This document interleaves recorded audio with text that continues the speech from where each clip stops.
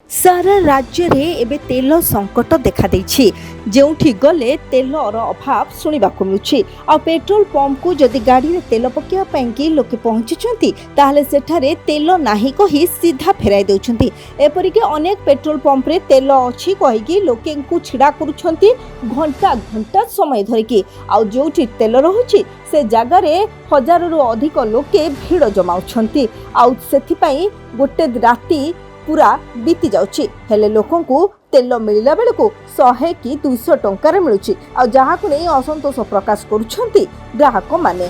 हाँ एबे तैल संकट एते मात्रा रे पहुंची गलानी जे गाड़ी रे तेल पके गाड़ी चलाइबा एबे समस्तन पई चिंतार कारण सजिछि। तेणु एबे साधारण लोके ईवी मुहा हेलेनी एबे पेट्रोल और डीजेल गाड़ी को छाड़ी लोके ईवी मुहा हेलेनी आ एही क्रम रे ईवी बुकिंग 10 गुण बढ़ी जाइछि।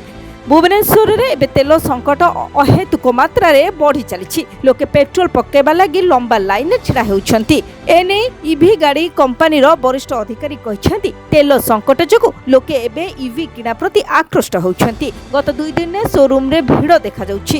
युद्ध स्थिति रे लोके ईवी किना प्रति बेस आग्रह देखाइथिले मात्र तेल संकट जको गत 2 दिन हबो शोरूम रे अप्रत्याशित भीड़ देखा मिलुछि। बुकिंग मध्य 2 गुणा होइछि। ग्राहकों को गाड़ी जोगाइबा दिगरे सबु प्रकार पदक्षेप ग्रहण करा जाउछि। एबे सर्विस एवं नुआ टेक्नोलोजी गाड़ी आसुतबारु लोके ईवीटी निज पाखरे रखिबा को बेस आग्रह होउछंती। सेपटे तैल संकट स्थिति रे भुवनेश्वर कटक करिडोर ईवी बिक्री रे उन्नति परिलक्षित होइछि। सरकार को सहायता उन्नत उत्पाद वर्ग अपेक्षाकृत कम परिचालना खर्च जोगु ईवी आदृत हेउछि। Bureau report Biraja news.